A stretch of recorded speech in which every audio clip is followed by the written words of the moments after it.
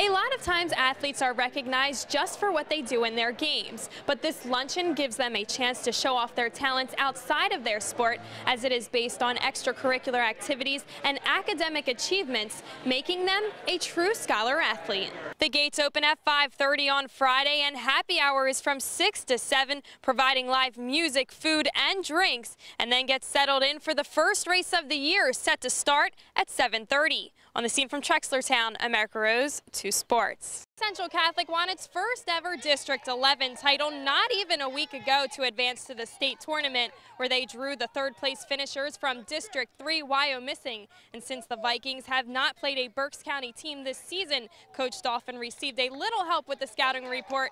Hopefully, it will get them the W. I got a couple of scouting reports, one from a college coach who had watched this team play several times, and then another from a coach who had played the team. And both of those reports are very similar, so I knew I was getting good information, and that's the information we relayed to the boys yesterday and today. The Vikings come out looking strong. Kevin Goulias getting involved early and often with 2 goals and 2 assists in the first 4 minutes of play. Adam Wydra will add 1 more in that time, and Wyomissing can get 1 in out of the timeout, 5-1.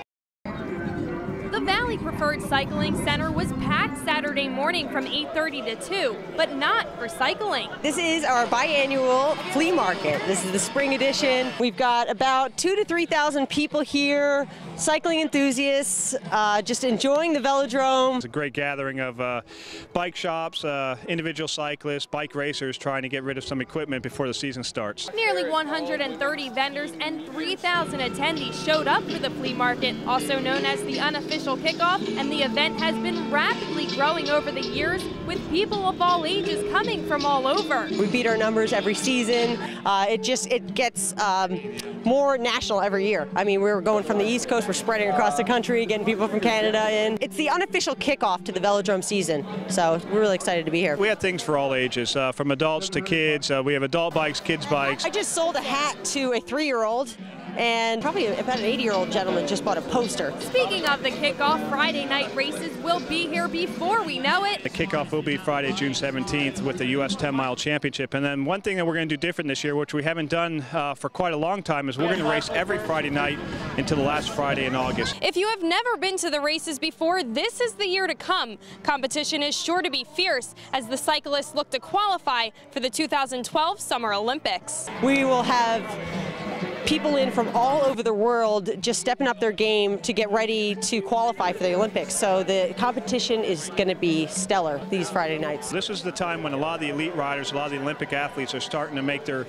big push to the games and starting their final preparations. And what better way to base themselves out of Trexlertown here in the summer? And it's proven training grounds. We produced many Olympic champions and Olympians on our own right. So everything they need to become the best is right here. On the scene from the 2011 Spring Flea Market, America Rose, 2 Sports. Hello, South Jersey, Erica Rosen with your Saturday sports. We start things off tonight with state playoff baseball. The St. Augustine seniors have been waiting for this moment for the last 4 years, a chance to play for a state championship. The Hermits get their shot up in Toms River today. It's St. Augustine versus Pope John the 23rd for the non-public A title. The Lions jump on top 4-zip, but here come the Hermits in the second. Bases loaded for Anthony Kakuza, and the senior delivers. Double to the gap in left center. Everyone comes home, including Ed Charlton. Kakuza ties the game at 4. Next man up, Barry Bukowski. Base hit to left. That plates Kakuza.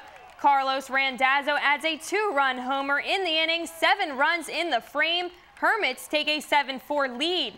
Matt Rakis settling down on the mound. The pitcher gets his man swinging to finish off the top of the 3rd. Rakis goes 4+ innings for the Hermit in this one. St. Augustine with a few mistakes in the field, but a great play here. Ricky Elfrith has a beat on it and makes the diving catch.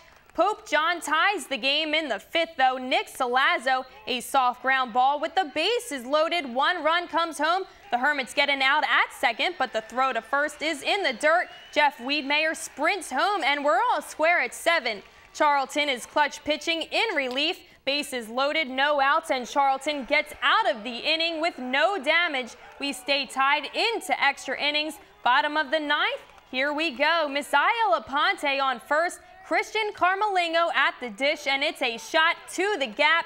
Head coach Mike Bailone waves Aponte around third, and the St. Augustine Hermits are state champions.